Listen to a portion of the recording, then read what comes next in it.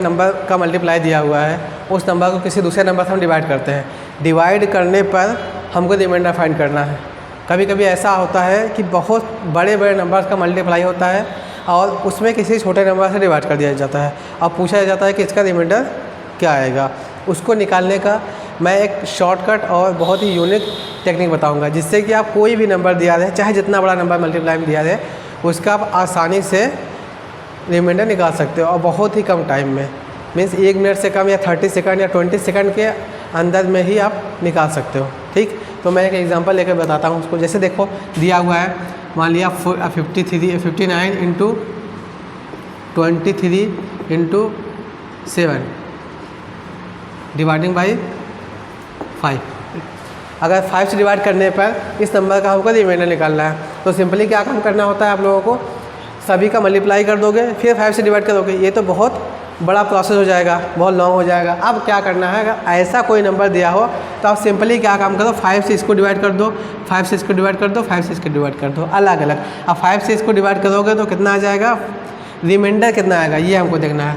59 को अगर हम 5 से डिवाइड करेंगे तो कितना आ जाएगा, 1, ये कैंसिल आउट, 9 1 5 4 आ जाएगा। यहाँ हो जाएगा सिंपली 4 इंटू, इसको डिवाइड करेंगे तो 5 4 जा 20, 3 बचेगा यहाँ रिमाइंडर, और यहाँ डिवाइड करेंगे 2/5।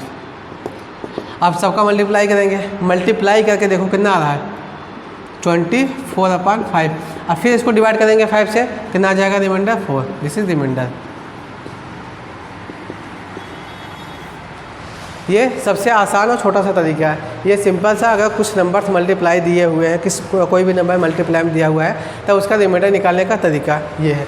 अगर इसी नंबर में से किसी नंबर के पावर में भी कुछ नंबर आ जाए, उसका रिमाइंडर निकालना होगा। उसके लिए एक नया एग्जांपल लेते हैं, रहेगा 33। अब सही 33 के पावर में अगर हमने किया इतना, अब 33 को 16 से डिवाइड करेंगे तो कितना आएगा, देखिए 1 आ जाएगा, मान लिया 2 के पावर में 6 2 9 199 है। 15 को 16 से डिवाइड करेंगे तो 15 ही रिमाइंडर आना चाहिए, लेकिन रिमाइंडर को निगेटिव में अगर हम लेंगे तो ये क्या आ सकता है, -1 के पावर में 198 इंटू। अब 16 को 16 से 17 को डिवाइड करने पर रिमाइंडर 1 ही आएगा, 100/16। अब इसका वैल्यू तो 1 ही हो जाएगा, और इसका वैल्यू पावर में इवन नंबर है इसलिए 1 हो जाएगा, और इसका वैल्यू 1/16, और इसका रिमाइंडर 1/16। रिमाइंडर जो आएगा आपका R = 16 आंसर। एक ये हो गया मेथड। और उसके बाद फिर हमको निकालना है, रिमाइंडर फाइंड करना है। Reminder equal to what, if दिया हुआ है, क्या दिया है, 5 के पावर में हमने ले लिया 125/500। ठीक है, अब इसमें तो देखेंगे कुछ नंबर कट रहा है, तो जो नंबर कट रहा है पहले उसको काट दो। ठीक, काटने के लिए क्या काम कर सकते हैं हम, किससे किससे काटें इसको।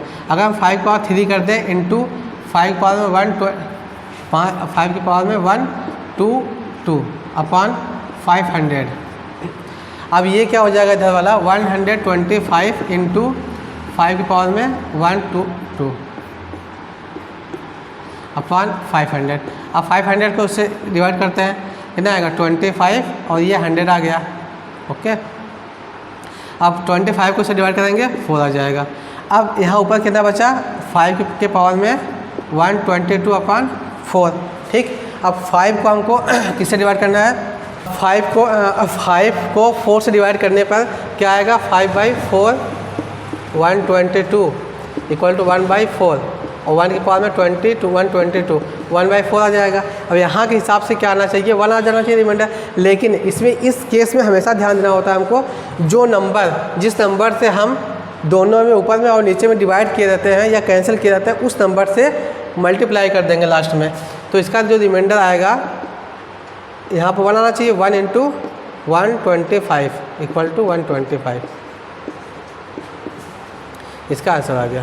तो अगर ऊपर और नीचे में कुछ नंबर कॉमन है, दोनों को कैंसिल कर देंगे, और लास्ट में जो रिमाइंडर आएगा उसमें जो कैंसिल हुआ नंबर है उसको मल्टीप्लाई कर देंगे। एक एग्जांपल और ले लेते हैं, है 2 के पावर में 199/10 ले लिया। ठीक है, अब हमको इसको चेक करना है, इसका रिमाइंडर फाइंड करना है। रिमाइंडर क्या आएगा, इसका रिमाइंडर फाइंड करना है। तो पहले क्या कर सकते हैं, 2 इंटू हम लिख सकते हैं 2 के पावर में 198 अपॉन 10। अब ये तो कट गया, ये 5 आ गया। अब यहाँ पर क्या करेंगे 2 के पावर में 198 अपॉन 5 हमको अब 2 को ऐसा सेट करना है कि 5 से कट जाए। जैसे 2 के पावर में आपने 4 किया तो क्या हो जाएगा, अब 198 को 4 से डिवाइड कर देते हैं। 4 चौक 16, 4 9 36, 2 से रिमाइंडर यहाँ पर 2 आया। अब देखते हैं 2 के पावर में कितनी बार जाएगा, 49 इंटू रिमाइंडर कितना बचा है रिमाइंडर यहाँ कितना बचा, 2 बचा है। इसका मतलब 2 के पावर में 2 अपॉन 5। अब अगर 2 के पावर में हमने 4 किया तो अगर 2 के पावर 4 किया तो 2 का मल्टीप्लाई करके देखते हैं। 2 2 जा 4, 2 जा 8, 2 जा 16, दैट मीन्स 16 के पावर में 49 इंटू 2 के पावर में 2 अपॉन 5। 16 को अगर 5 से डिवाइड करेंगे रिमाइंडर 1 आ जाएगा। दैट मीन्स 1 यहाँ पर यहाँ जो 1 के पावर में 49 इंटू, अब यहाँ पर क्या बचेगा 4 अपॉन 5। ये तो 1 ही हो जाएगा, 4 अपॉन 5। यहाँ के हिसाब से रिमाइंडर का कितना आना चाहिए, रिमाइंडर आना चाहिए 4।